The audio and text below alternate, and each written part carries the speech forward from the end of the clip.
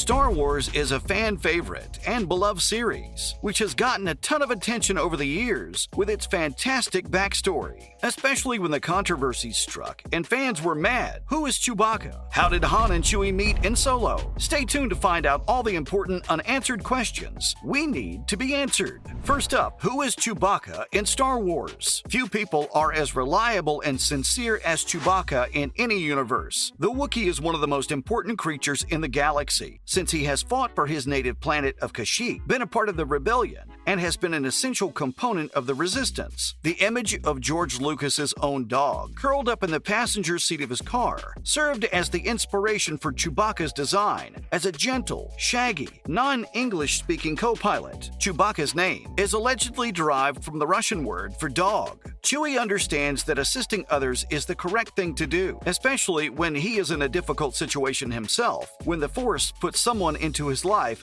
who needs aid. He is also surprisingly friendly. Before ripping their arms off, Chewbacca is always keen to hear what prospective new buddies have to say. Even though he might seem like a fluffy beast, he is very strong and fierce. Next up, how did Han and Chewie meet in Solo, a Star Wars story? Han is tossed into a pit in the movie Solo so that he might be fed to the Beast. Chewbacca, who completely thrashes the helpless person, is that beast. Chewie, who is much bigger than Han, smashes him around and comes very close to killing him. The scene is a pretty fantastic sequence that shows how tough Wookiees are and can be outside of their soft, furry look, but some small talk quickly detracts from it. Han manages to speak a few words of Shriwook, the Wookiee language, which puts an abrupt end to his unfortunate demise in a muddy hole. Han says he knows a few words of the language, which causes Chewbacca to back off. Although these stories are no longer considered canon to the Disney Star Wars continuity, Han speaking Wookiee corresponds to his background in the extended world stories. Therefore, it's unclear how the smuggler learned to speak the exceedingly challenging language. Given Han and Chewie's subsequent encounters, it's also a ridiculous sequence, which further adds to the puzzle that the unwelcome prequel ever existed.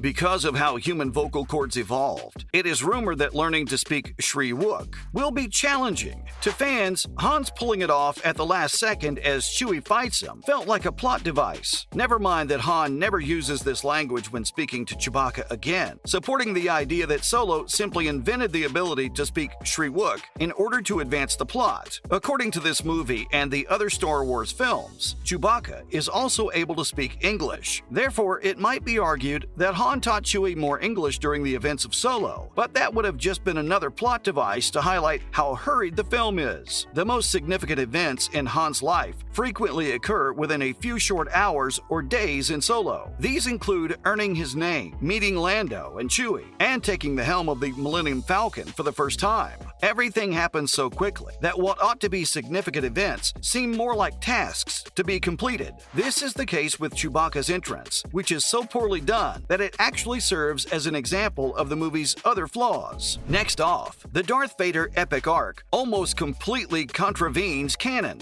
Here are a few more disputes that occurred within the Star Wars universe. The majority of reviews for Marvel's Star Wars comics have been positive. However, the writer Greg Pak's Darth Vader run has generated some debate. As part of the background preparation for Palpatine's final order on Exegol, the book depicted Vader traveling there between The Empire Strikes Back and Return of the Jedi. Vader found all of Palpatine's activities there, including the cloning and the fleet of Zeiston-class Star Destroyers. When Vader doesn't tell Luke about any of it, this deviates from canon. After his atonement, Vader transforms into a Force ghost who might have warned Luke at any moment. Making the rise of Skywalker's infamous story beats work made the situation even worse than it was before. Next up, the depiction of Anakin Skywalker as a precious child has drawn widespread criticism. Star Wars is a cherished franchise among fans, as we all know, but occasionally things don't go well for them. Even though the prequel trilogy has recently been given a second look, many of its mistakes still stand. One of them was to set the story at the age of 9-year-old Anakin Skywalker. George Lucas intended to appeal to young audiences by showing Anakin at that young age, but it actually undermined the character in many ways because Anakin Skywalker was portrayed a little too conventionally for the young Darth Vader. Many older fans did not enjoy The Phantom Menace. Next off, the original trilogy became invalid because the original trilogy's narrative structure, one of the most bizarre aspects of the sequel trilogy,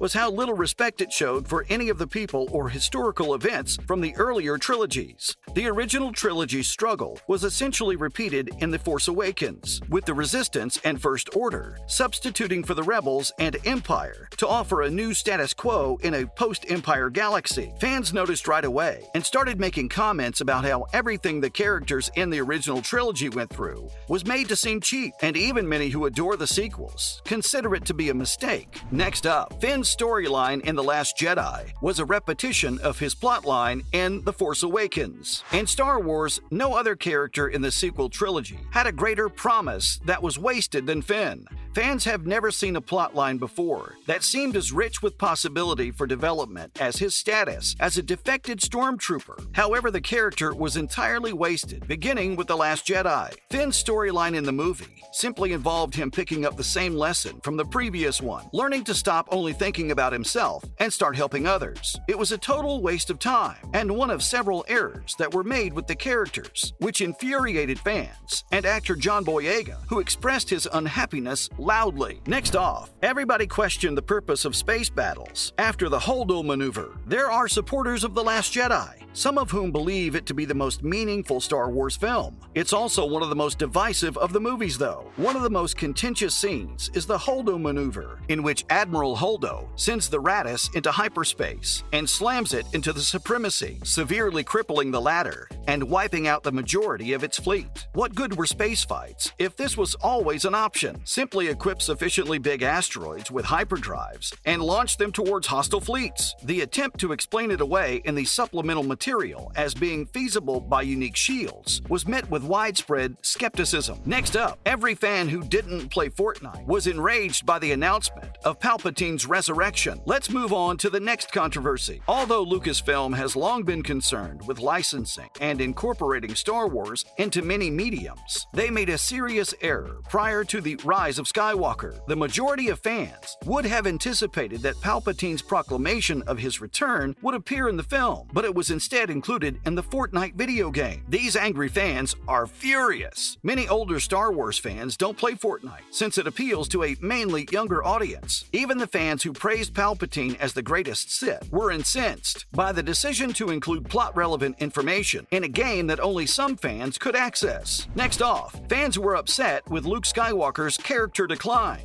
The biggest illustration of this was Luke Skywalker, who appeared in The Last Jedi to enrage certain fan communities. For years, fans had read about him in the Legends novels and had been eager to see what he looked like in canon. Luke's character had significantly degraded. In The Empire Strikes Back, Luke Skywalker, a man who sought to atone for the crimes of his murderous father, succumbed to a moment of weakness, brought on by a Force vision. He was a broken shell for the remainder of The Last Jedi, rather than a character who had improved and matured, which was his entire arc in the original trilogy. The film attempted to save him, but it was already too late, with fans enraged. Next up, the existence of Jar Jar Binks is about to set fans off. The Phantom Menace had a lot riding on it, and while it accomplished a lot, it also made some significant errors that Lucasfilm has since learned from. One of the flaws was the tone, which was frequently infantile and largely attributed to Jar Jar Binks, the comedic relief Gungan. Children who viewed the film thoroughly appreciated the character, eventually developing the Darth Jar Jar fan theory to explain their admiration for him.